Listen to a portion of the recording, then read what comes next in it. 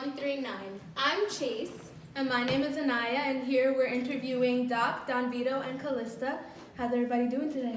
How you doing? I'm doing good. Welcome, ladies. Welcome. How you doing? Good. Thank you. Thank you for having us. Yes. Oh, no problem. Yes. All right. So, Chase, you want to start out? Alrighty. How did the name Beat 139 eventually become the name of your podcast company?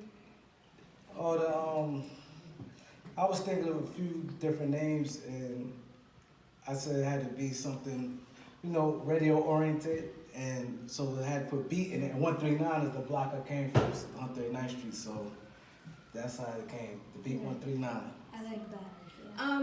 I remember in your mission statement, you guys stated that you wanted to create a podcast so that young artists had a platform to share and create and, do well in their community. So did you guys have anything like that growing up? And if not, how much do you wish that you did? Well, platforms to be creative, but we had like a lot of different community involvement. Like we had the PAL, we had like a lot of different basketball team organizations. We had a lot of after-school programs and stuff like that, and that's what kept us like focused in society. And we was, the kids of today, the youth of today, do a lot of like computer stuff and video stuff. We were outside. We wanted to do our homework real quick and go outside and play. Yeah, it's just a matter of just doing stuff for our community, And just backpacking off of that, how do you think that being here, have you seen an impact already with your involvement in the community so far?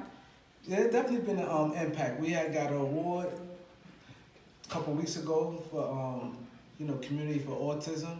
We do a lot of charity work. We give back to the homeless, to the kids. When we walk around the community, a lot of people recognize us. I'll be in the street sometime and people be stopping me, and I'll be like, yo, where I know this person from? And they be saying, I saw you on the podcast, and I don't even have the beat stuff on. I just be looking regular. And I'm like, yeah, that's kind of cool. People watching. And when you go on social media, I look a lot, and I look through the names and people like and whatever. And it be people that you don't even know that's watching. And it's a good feeling, That's good. Okay, I'll go. Have you accomplished everything you've outlined as your goals for your company? And if not, what are your next steps? Well, not as of yet. Even though we came pretty far, but we still have a long way to go. We're still building. We just getting our team together. Like, I'm new, so a lot of these guys right here is actually teaching us and showing us some new things as well with this whole Beat 139 podcast. Especially as far as we're not just a podcast. We're also you don't have to be famous just to be on the Beat 139. Mm-hmm. If you have a story to tell, we want to hear it. So basically, it's like, we just working on that and a lot of other things. So, Yes.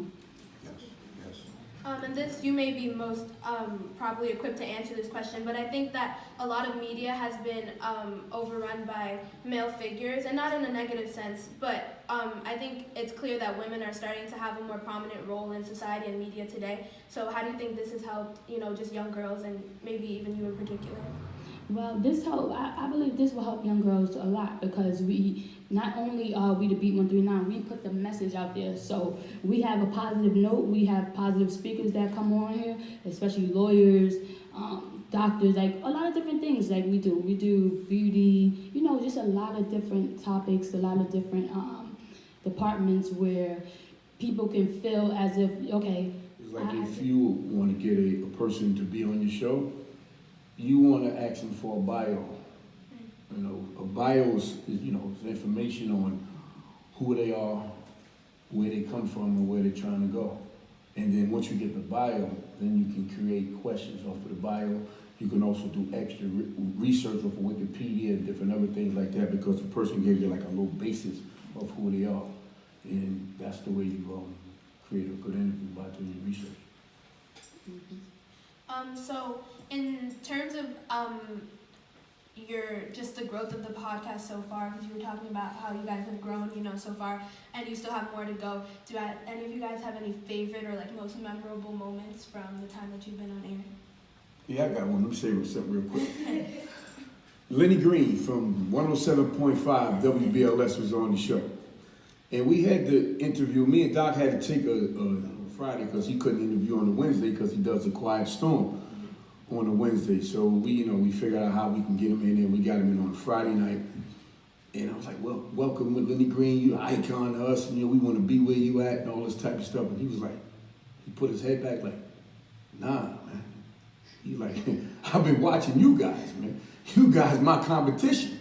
I said, what you talking about, man? You Lenny Green, 107.5. You an icon. He said, nah, the Beat 139, y'all doing your thing, brothers. I want to let y'all know that, and I want y'all to continue success. And he gave us some pointers on how we can take it to another level. And that really touched me because coming from him, who's been around, he's been on several radio stations, and the person that he is on radio today, that was like a big pat on the back for me. My most memorable moment, it came from like the Miss T interview, because we got the most backlash from it. And it's like, we got a phone call, individual, and everybody was just like shocked. And it really took our podcast to the next level, because we had got like tremendous views and it went viral. So I say the Miss T interview to me was the most memorable for me.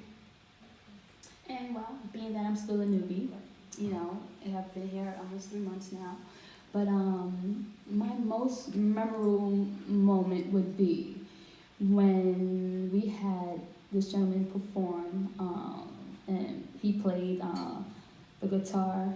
No, not the guitar. See, I'm saying it wrong. No, he didn't play the guitar. He played the violin. Thank you. I couldn't get it out. Yes, but he played the violin. He played the violin, and he also wrote his own music. And it was just and he also was a poet. So that was a triple three. So it was nice. And he remixed the music. My own shoulder. You want to sing for us? I'm not going to sing for shoulder. I'm not going to sing for us.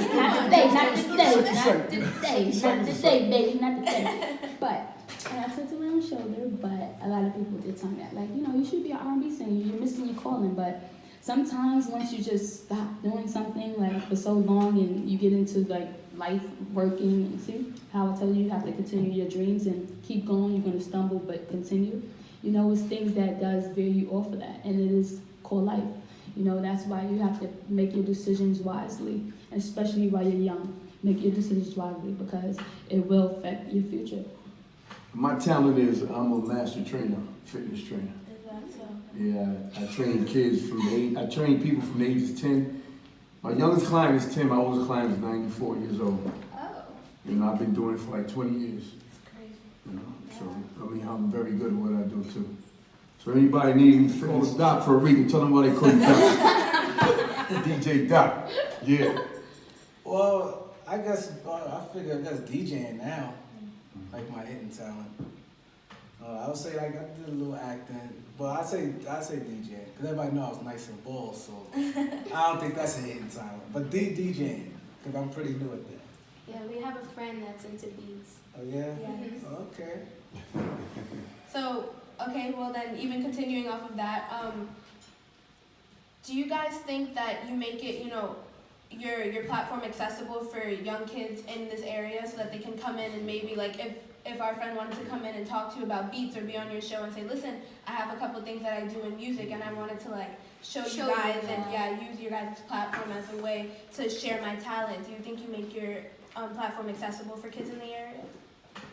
Yeah, we do that. We big when it comes to the kids, but at the end of the